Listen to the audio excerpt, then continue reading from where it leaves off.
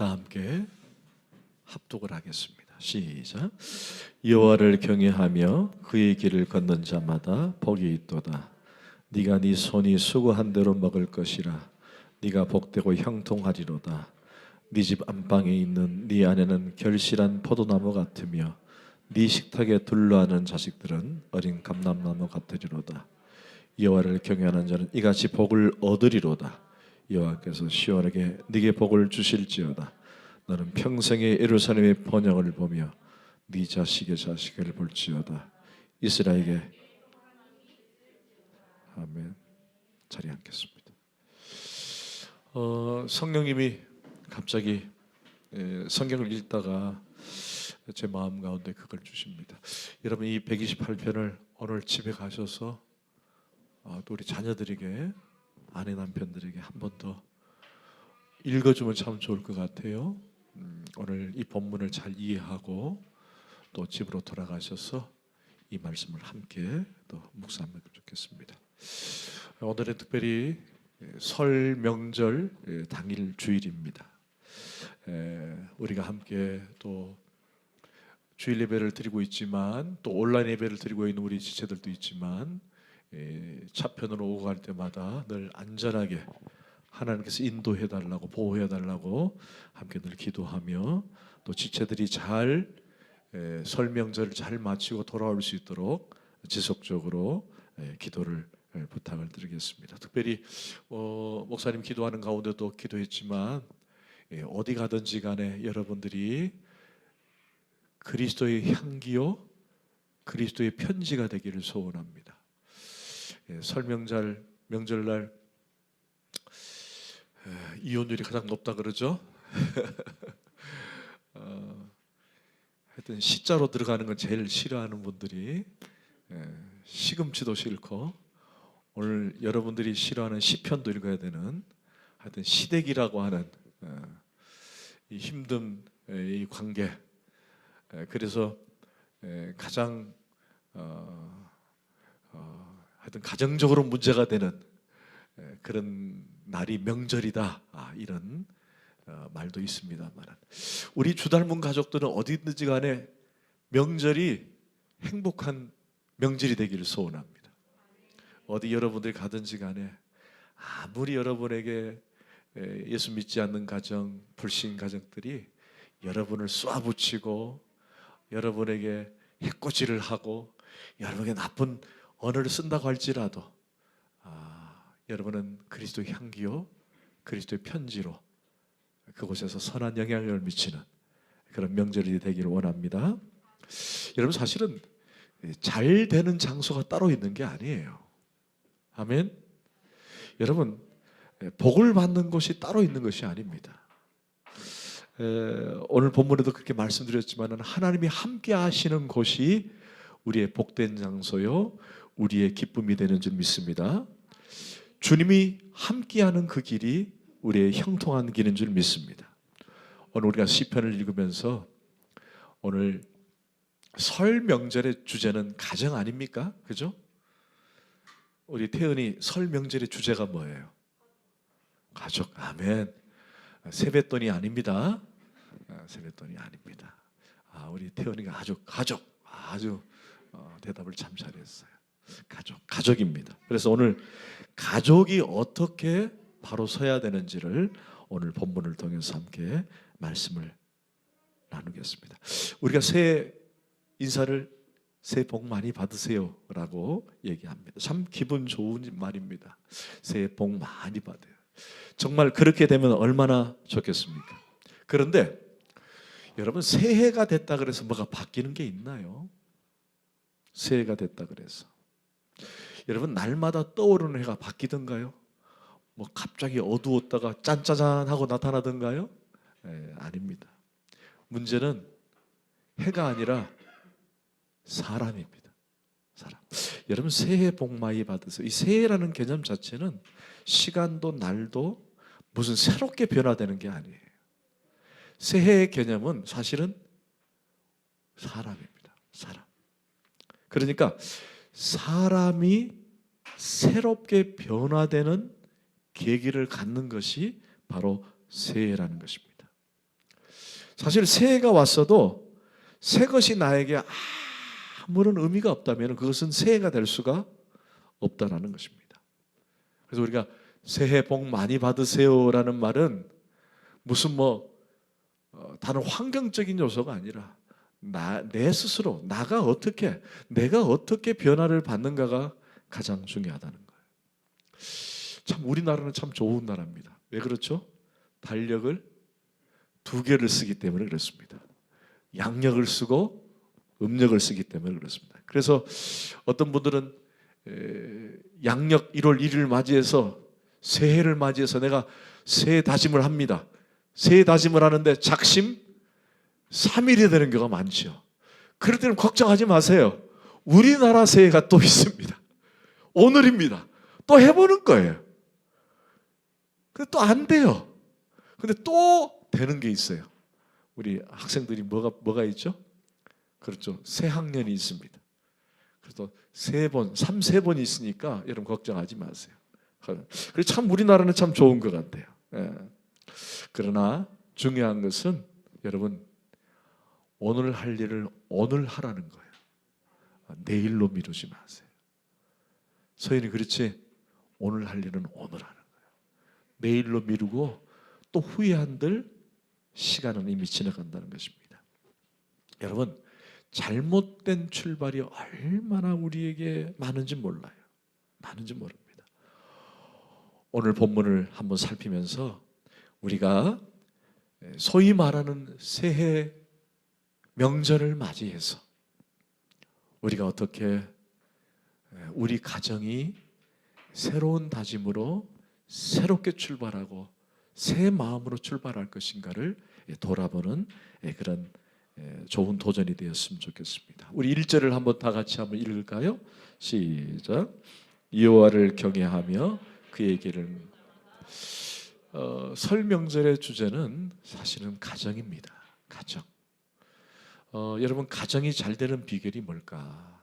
성경은 확실한 어조로 얘기합니다. 여호와를 경외하는 것이 그 가정의 복이다. 복이다.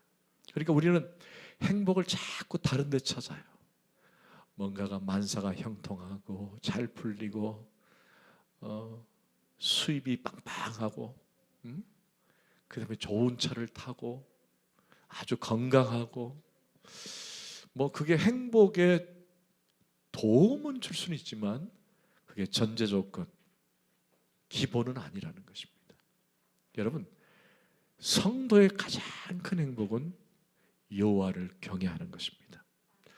제가 자주 쓰는 가족의 행복 원리에 대해서 설명을 드렸어요. 여러분 부부가 정말 건강하게 부부가 하나 되기 위해서 아무리 서로 안아주고 포옹하고 좋은 말 써도 여러분 그건 끝이 있어요. 잘 안 될 수가 있다는 거예요. 그래서 제가 항상 그런 말을 하죠. 이 삼각형을 그려봐라. 꼭지점은 하나님, 그 다음에 오른쪽은 아내, 왼쪽은 남편. 그래서 두 사람이 서로 가까워지려고 애를 쓸 필요 없이 어떻게 하라 그랬어요? 꼭지점에 있는 하나님을 향해 늘 가까가면요 그 거리가 좁혀지게 돼 있다는 얘기예요. 여러분 바라기는 하나님을 경외함으로 여러분들이 행복한 가정이 되기를 소원합니다. 여기 경외하다는 말이 뭡니까? 경외하다는 말은 하나님을 두려워하여 우러러본다라는 뜻입니다. 두렵다는 말은 거짓된 두려움이 아니라 정말 너무 두려워해서 너무 위대해서 두려워하는 걸 말하는 거예요. 너무 위대해서 야 우리 하나님 정말 대단하시다. 우리 하나님 정말 위대하시다. 그게 바로 경외한다는 말이에요. 이걸 다른 말로 해석하면은 하나님 제일주의로 삼는 거예요.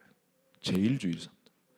이것을 우리 자녀들에게 주로 많이 강조하는데 따라합시다. 절대신앙. 절대신앙. 여러분 제가 우선순위에 대한 얘기를 가끔 했었어요. 하나님을 사랑하는데 우선순위라는 단어가 성립이 안 됩니다. 제가 그런 얘기 드렸잖아요. 여보 나 사랑해. 당신이 첫 번째, 두 번째는 옆집 사람. 이게 되게 안 돼요. 안 된다는 얘기죠. 우선순위란 단어는 사실은 사용돼서는 안 됩니다. 그게 오히려 하나님을 절대적으로 신뢰하고 절대적으로 사랑하는 게 맞아요. 그런데 우리가 우선순위를 만약에 매긴다면은 하나님이 첫 번째로 가야 되는 거예요. 이게 바로 절대신앙이에요. 우리 가정에서 우리 자녀들에게 절대신앙을 가르쳐야 돼요. 절대신앙. 너 공부하는 게 중요한 것이 아니라 하나님이 사랑하는 게 중요한 거야 라고 절대신앙을 가르쳐야 되는 거예요. 우리 태연아, 공부가 중요해요? 하나님 사랑하는 게 중요해요? 아멘. 그게 우선돼야 되는 거예요. 그게 우선돼야 돼요. 그러면 공부는 대충 해도 되느냐? 그래요? 아니잖아요.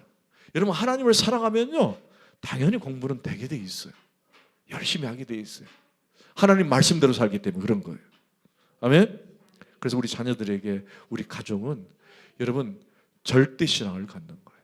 하나님 제일주의를 삼는 거예요.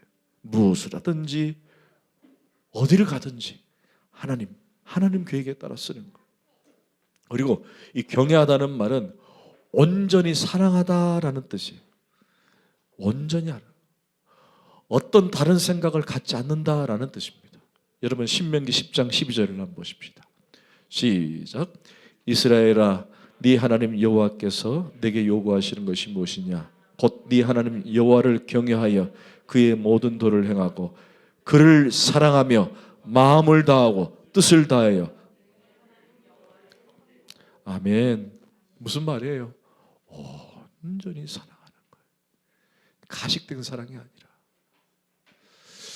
여러분, 하나님을 생각하고 주님을 생각하면 눈물이 나야 돼요.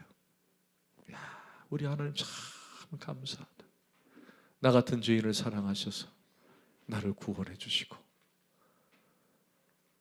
이 힘들고 어려운 인생의 길에 나의 지표가 돼 주시고 우리 가정을 이끌어 주시고 우리 자녀를 돌봐주신 우리 하나님, 그 하나님을 생각하면 눈물이 흘려야 됩니다. 괜히 다른 거 갖고 눈물 흘리지 말고 하나님을 생각하면. 여러분, 온전히 하나님을 사랑하기를 축원합니다. 경외한다는 말은 그런 뜻이에요. 그런 뜻이에요.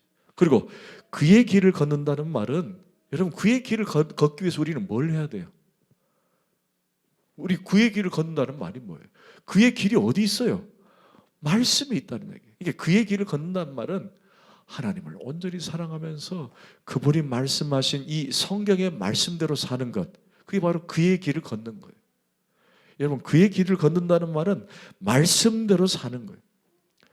여러분, 하나님이 인생의 이 가장 행복을 주는 비결, 하나님 우리에게 주는 행복의 그 비결은 어디서 찾느냐? 여러분, 말씀인 거예요. 말씀.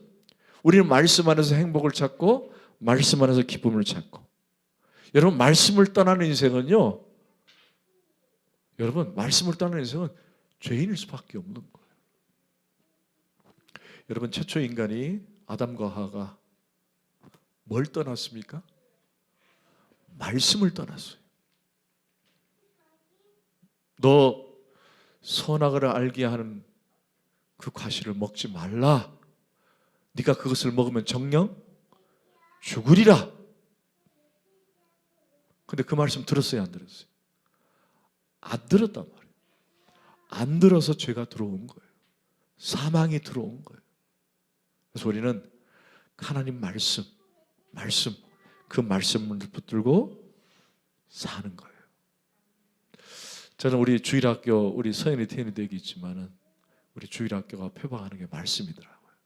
그래서 어떻게든 말씀 암송하게 하고, 또 우리 가정에서 우리 아이들에게 매일 말씀 들려주고, 오늘 주일학교에서 뭘 배웠어라고 물어보면 아이들이 말씀 배운 거 얘기하고. 몰라, 우리 말씀 못 외우면 밥 안 주고 그럽니까? 한번 해보세요. 그럼 우리 태연이 아마 말씀 잘 외울 겁니다. 너무 어려운 거 말고 쉬운 거. 여러분들 말씀을 아이들이 어려서부터 암송하면요, 그게 그렇게 큰 은혜가 돼요.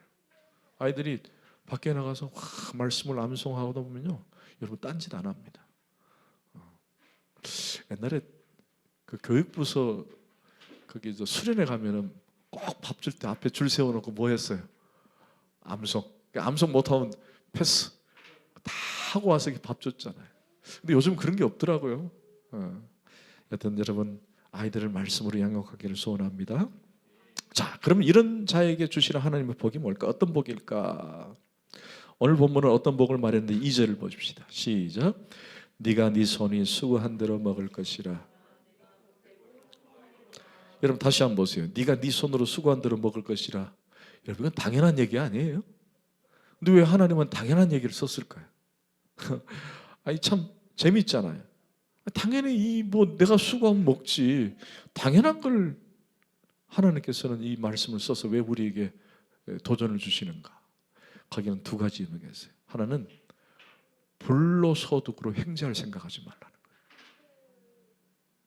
네가 네 손으로 수고할 것이다. 열심히 일하라는 거예요. 일하는 거.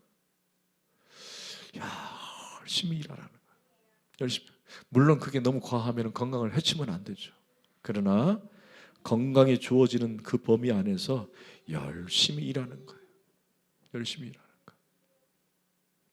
열심히 일하는 거. 또 하나는 뭐죠? 내 손으로 아무리 힘써도 하나님이 도와주지 않으면 안 된다라는 뜻이에요. 그러니까 여기 네 손이 수고한 대로라는 말은 열심히 일하라는 거예요. 그러나 네가 아무리 열심히 일을 해도 하나님이 도와주지 않으면 아무것도 아니다. 이 두 가지를 발견하는 거예요. 여러분 우리가 일하다가 아무리 열심히 일한들 하나님 그 길을 딱 막으면은 안 돼요. 안 돼요. 안 됩니다. 여러분 이제 하나님을 경외하는 자에게 형통한 복을 허락하실 것입니다. 그런데 이런 복을 풍성하게 누리기 위해서 이 복을 우리는 몇 가지 지침을 살펴봐야 됩니다. 자, 먼저 3절을 보십시다. 시작. 네 집 안방에 있는 네 아내는 결실한 포도나무 같으며 네 식탁에 둘러앉은 자식들은. 여러분 여기 이제 몇 가지 지침이 두 가지가 나와요. 하나는 아내가 결실한 포도나무 같고 자식들이 어린 감람나무 같다. 이 두 가지만 살피고 말씀 맺겠습니다. 자, 먼저 부부간에 사랑하라는 거. 따라합시다. 부부간에 사랑하자.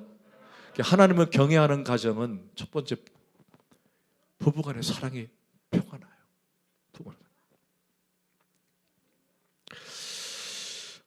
제가 우리 임집사를 이렇게 가정에서 가끔 보잖아요. 저희 집에서도 보면은. 근데 우리 임집사가 하는 게 꼭 저를 너무 많이 닮았어. 그래서 제가 임집사 하는 걸 보면서 야, 나도 저 옛날에 저렇게 한 것 같아. 닭살이야, 닭살. 근데 저도 옛날에 신혼 때 그것 때문에 저희 부모님한테 혼 많이 났거든요. 야, 너 부모 앞에서는 그러지 마라. 부모 앞에서 좀 그렇게 하지 마라. 근데 나는 보기 좋아서 얘기하는 거예요. 보기 좋아서. 조커 아닙니다. 너무 보기 좋아요. 냉랭하고 찬기가 싹 흐르고 그게 아니에요. 근데 이게 부부가 그렇게 사랑하면요 자녀들이 그걸 보고 큽니다. 그러면 그 가정은 행복한 가정이에요. 아름다운 가정이 될 수 있는 거예요. 그래서 저는 뭐 자식들을 어떻게 기르고 자식들을 어떻게 양육하고, 여러분 뭐 제가 부부 교육할 때도 늘 말씀드리지만은 가장 중요한 건 뭐예요? 부부가 모범을 보이는 거예요. 서로 사랑하고. 그래서 안아주고, 이게 온라인으로 좀 그렇지만 19세지만 뽀뽀하는 것도 자꾸 보여주세요. 뽀뽀하는 것도. 서연아, 엄마 아빠 뽀뽀하는 거 봤니?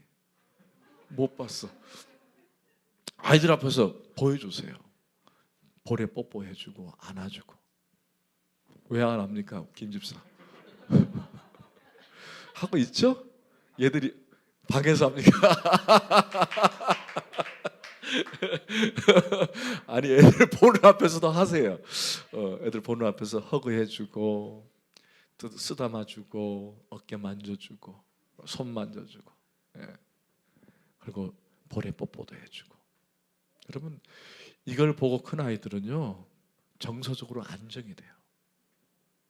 정서적으로 안정이 되면요 어디 가서도요 절대로 아이들이 빗나가지 않습니다. 그래서 집에서 늘 안아주고 부부끼리 사랑해주고 그리고 언어도 늘 상대방을 위해 주는 언어를 쓰세요. 부부가 그래야 됩니다. 그럴 때 아내가 뭐가 된다 그랬죠? 결실한. 이 결실한이라는 말은 사실은 건강한 출산을 의미해요. 건강한 출산.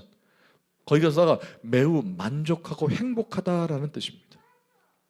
그러니까 아내는 남편 때문에 어떤 느낌을 갖죠? 행복감을 갖는 거예요. 행복감을 갖는 거예요. 여기 우리 정 집사님, 우리 심 집사님이 행복한 것 같아요? 남편 때문에? 아멘이죠? 아멘. 근데 우리 심 집사님이 보니까 정 집사님 너무 잘해요. 너무 잘해요. 그런 거 보니까 진짜 심 집사님이 잘 행복한 것 같아요.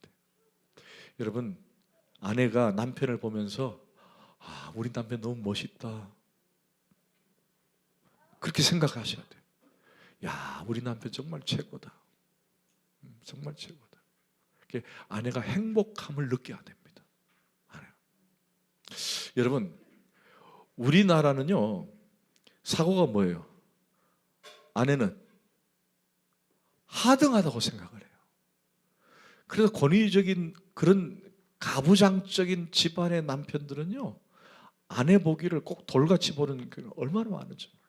우리 그리스도인들 가운데도 그게 있어요. 아버지로부터 그걸 물려받았는지 아니면은 조상 내력인지는 잘 모르겠는데 왜 교회 성도들까지도 왜 남자들의 권위가 꽉 차가지고 가부장적이고 남자가 최고인 것처럼. 여러분 우리 주 닮은 교회 가족 우리 성도들은 그게 먹히지가 않습니다. 그러면 안 되는 거예요. 그게 성경의 원리가 아닙니다. 여러분 하나님께서 창조하실 때 여자를 뭘로 창조하셨죠? 그래서 뭐 남자가 갈비뼈가 하나 없다 그건 잘못된 속설입니다. 그건 없습니다. 찾아보세요. 의학적으로 남자의 갈비뼈를 취했기 때문에 여자는 하나 많고 남자는 하나 적다 그런 뜻이 아닙니다. 그런 의미가 아니라 똑같아요. 여러분이 갈비뼈를 취했다는 건 말이 뭘까요? 따라합시다. 동등하다. 동등하다는 뜻이에요. 갈비뼈라는 말은 동등을 의미하는 거예요. 근데 우리는 하등하다, 여자는 연약하다, 약하다라고 생각하지 몰라요. 여러분 성경 하나 찾아봐요. 창세기 2장 18절 시작. 여호와 하나님이 이르시되 사람이 혼자 사는 것이 좋지 아니하니. 아유, 내 눈에는 사람이 혼자 사는 것이 자꾸 들어오네. 혼자 사는 것이 좋지 않다. 그런데 뭐라고 됐죠? 내가 그를 위하여 돕는 배필. 여러분 이게 돕는 배필이라는 말을 우리가 희한하게 뭐 서포트 해준다, 뭐 밑에서 위에 돕는다 이러면 그게 아니에요. 여러분 돕는 배필이라는 말은 동격을 의미해요. 동격을 의미해요. 하등이나 월등을 얘기하는 게 아니에요. 아멘. 네. 오늘 아내들이 가장 높임을 많이 받고 있는데 여러분 솔직히 아내가 얼마나 귀한지 몰라요. 정집사님 그렇죠? 아내가 귀하죠. 얼마나 귀한지.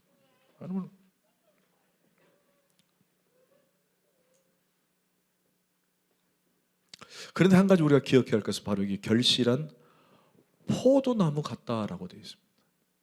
여러분 포도나무는 혼자 자랄 수가 없습니다. 그죠? 혼자 자라지 않아요. 여러분 포도나무가 자라기 위해서 뭐가 필요하죠? 네. 넝쿨을 뻗기 위해서는 결코 혼자 자랄 수 없는 거예요. 누군가 뭔가를 의지해야 됩니다. 그죠? 그게 의지가 누구예요? 남편이라는 거예요. 남편. 그래서 부부는 서로 동등하게 서로 사랑하고 우애하는 거예요. 할렐루야. 아멘. 그럴 때 은혜가 되는 거예요. 자, 그리고 3절을 다시 한번 봅시다. 시작.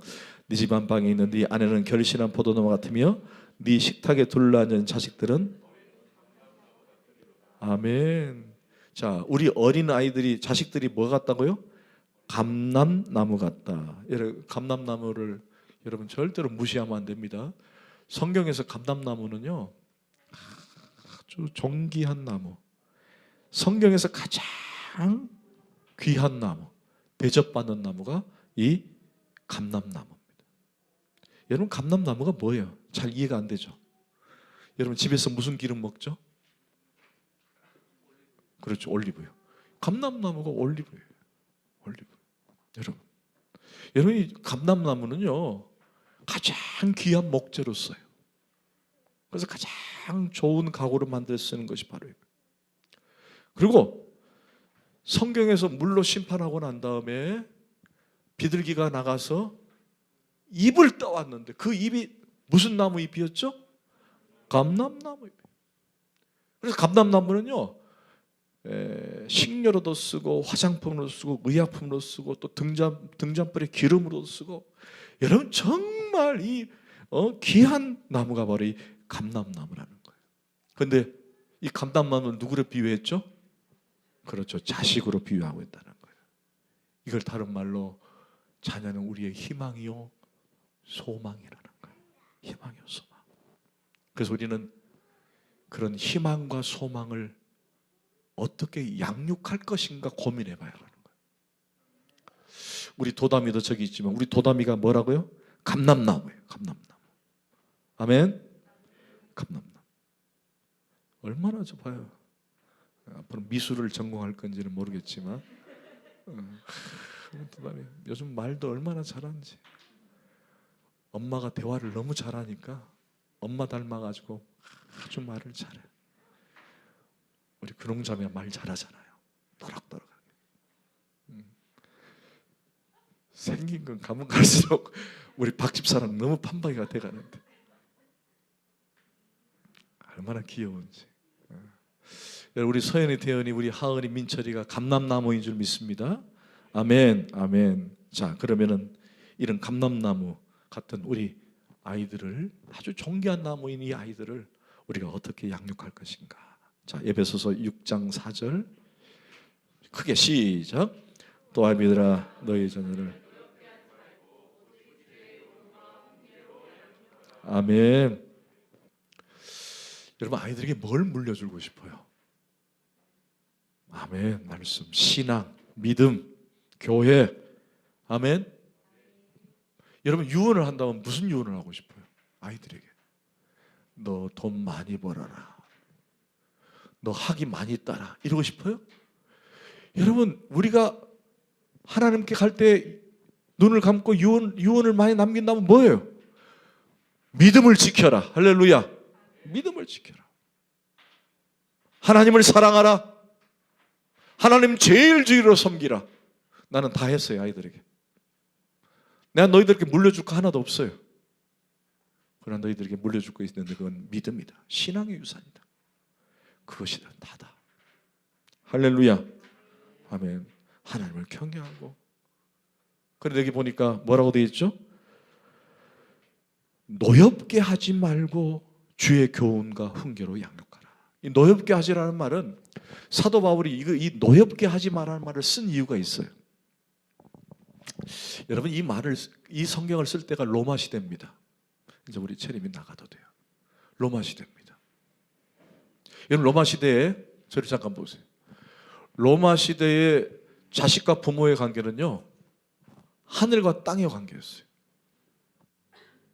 그래서 로마 시대 사는 부모들은요 자식을 마음대로 할 수 있었어요. 여러분 놀라지 마세요. 때려 죽일 수도 있어요.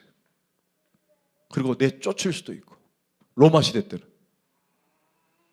근데 그게 하나님 보기에는 아닌 거예요. 아닌 거예요. 그래서 노엽게 하지 말라는 말은 이때 당시에 자식들이 그런 문제로 부모로부터 막 핍박을 받고 부모로부터 학대를 받으니까 자식들이 기분이 좋아 안 좋아요? 노하게 되는 거예요. 그게 자식들에게 노하지 않게 하라는 얘기예요. 노하지 않게. 그래서 사도 바울이 이 말을 쓸 때 얼마나 놀랬겠어요. 획기적인 혁명을 가져온 거예요. 노하지 말라. 노를 끼치지 말라. 자식들을 기분 나쁘게 하지 말고 자신들을 마음 아프게 하지 마라. 태연아, 그치? 아주 크게 얘기하고. 여러분, 그러면 안 된다는 거예요. 그러다 부모는 자녀들에게 물려줄 수 있는 가장 고상한 사랑이 뭘까? 여러분, 누가복음 23장 28절 시작. 예수께서 돌이켜 그들을 향하여 이르시되 이스라엘 딸들아 나를 위하여 울지 말고. 이게 이제 본문의 배경 앞뒤로 설명하면은 사실은 이게 이제 앞으로 이스라엘이 예루살렘이 멸망하는 이제 그런 내용을 담은 것은 본문의 배경입니다만, 그러나 여기 나를 위해 울지 말고 너희 자녀를 위해서 울라라는 말은 무슨 얘기냐면요, 본질적으로 기도하라는 얘기예요. 그러니까 우리가 자녀들에게 노하지 않고 교훈과 훈계, 이게 과연 무엇일까라고 본질적인 질문을 했을 때 우리는 어떤 답을 해야 되느냐? 다른 게 아니라 뭐 하라는 거예요? 제일 먼저 기도하라는 거예요. 기도. 자녀에게 물려주는 기도예요.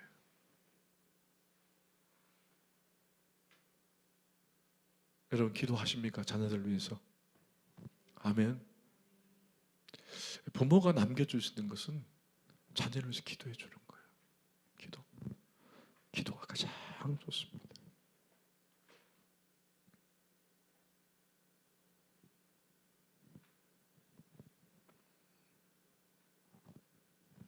사랑하는 성도 여러분, 우리 가정이 행복해야 합니다. 아멘.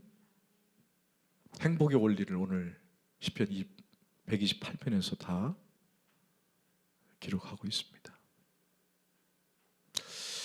여러분, 제가 한번 몇 가지를 나열해 볼게요. 거기에 공통점을 찾아보십시오. 가나 혼인잔치, 삭개오, 마가복음에서 병자를 낫게 하심.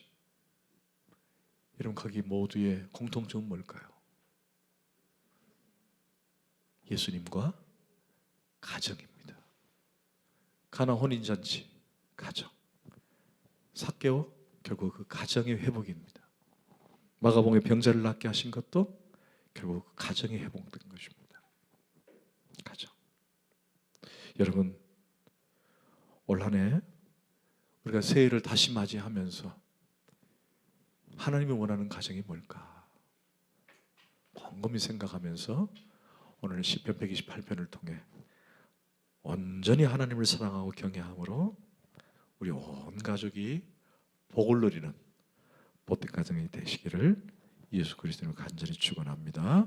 아멘. 기도합시다.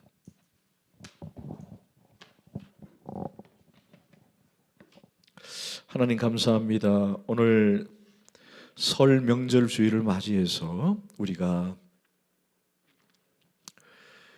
어떻게 우리 가정이 복 있는 가정으로 살 것인가, 하나님을 경외하는 가정, 하나님 제일주의로 섬기는 가정, 절대신앙을 갖는 가정,